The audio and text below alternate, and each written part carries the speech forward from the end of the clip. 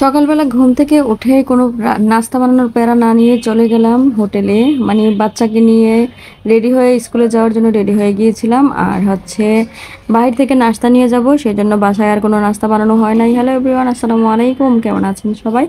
আশা করি ভালো আছেন। তো চলে গেলাম ছেলের মাদ্রাসায় ছেলেকে নাস্তা খাওয়াতে এবং দিয়ে আসতে।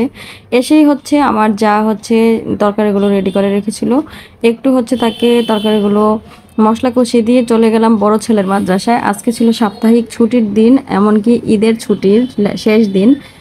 মানে ঈদের ছুটি শুরু হয়ে যাবে শুক্রবার থেকে, তো মাদ্রাসাগুলো বন্ধ হয়ে যাবে। তো বড় ছেলেটা কিছুদিন যাবত একটু অসুস্থ, তার অ্যালার্জি প্রবলেম ছিল। মাদ্রাসা থাকার কারণে তাকে আমি ডাক্তারের কাছে নিতে পারি নাই। তো আজকে যেহেতু শেষ দিন, হসপিটালগুলোও বন্ধ হয়ে যাবে এবং স্কুল কলেজ সব কিছু বন্ধ হয়ে গিয়েছে। তো কী করব, ভাবলাম আজকেই নিয়ে যাই, এরপরে হচ্ছে ঈদের বন্ধ, ডাক্তার পাবো না। তো চলে গেলাম ময়নামতি মেডিকেল কলেজ হসপিটালে, কুমিল্লারই একটা ভালো মানের হসপিটাল। তো সেখানে গিয়ে হচ্ছে রোগীর চাপ কম ছিল। আর ছেলে হচ্ছে যেহেতু বাহিরে বেশি যাওয়া হয় না তার, তো সে হচ্ছে কিছু ঝালমুড়ি কিনে নিল, ঝালমুড়ি খাবে। তো এখন হচ্ছে আমরা নিচতলায় গিয়ে বসেছিলাম, তারপর হচ্ছে দোতলায় এখন লিফটে উঠে গেলাম, লিফট থেকে দোতলায় চলে গেলাম। যদিও দোতলায় যেতে লিফট লাগে না, কিন্তু ছেলের পায়ে সমস্যা ছিল, একটু বোটার মতন ফুটে গিয়েছিল, সেগুলো নিয়ে হাঁটতে একটু প্রবলেম, তাই হচ্ছে লিফটে করেই চলে গেলাম দোতলায়। গিয়ে হচ্ছে ডাক্তার দেখিয়ে নিলাম, আর ডাক্তার দেখিয়ে এখন আবার চলে যাচ্ছি বাসার দিকে।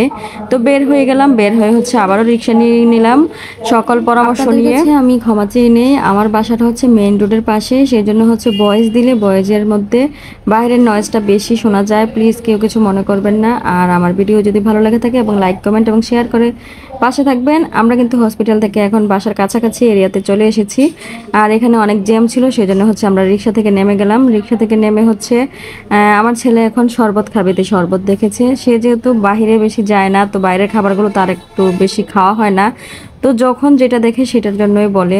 যদিও বাইরের খাবারগুলো আমার বেশি পছন্দ না, কিন্তু বাচ্চাদের খুবই পছন্দ। এই যে শরবত খেয়ে নিল, এখন হচ্ছে ওষুধ নেব।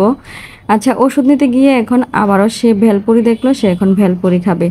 তা আসলে হচ্ছে কি বলবো, যেহেতু বাসায় থাকে না মাদ্রাসায় থাকে, তাকে আমি হচ্ছে বাইরের খাবার বা তার পছন্দের খাবারগুলো বেশি একটা খাওয়াতে পারি না, যেগুলো পছন্দ করে সেজন্য হচ্ছে সব খাবারগুলো দিয়ে দিলাম, যে যা যা খেতে চেলো আর কি।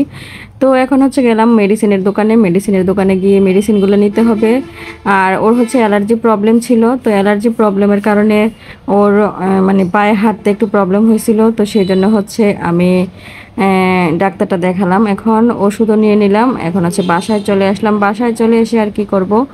এখন আজকে হচ্ছে আমি বাসার ঝামেলাগুলো আমাকে করতে হয় নাই, রান্নাবান্নাগুলো আমি একটু দেখিয়ে দিয়ে চলে গেছিলাম, আমার যা সব কিছু রেডি করে রেখেছিল। তো আমার ভিডিওটা কেমন লেগেছে জানাবেন কমেন্ট করে। আর হচ্ছে বাসায় এসে ফ্রেশ হয়ে খাবার দাবার খেয়ে নিলাম। আল্লাহ হাফেজ সবাইকে, সবাই ভালো থাকবেন, সুস্থ থাকবেন এবং নিরাপদে থাকবেন। আজকের মতো বিদায়। আর এসে দেখি আমার যা কিন্তু আমার পছন্দের ফেভারিট ভর্তাটাও বানিয়ে রাখলো।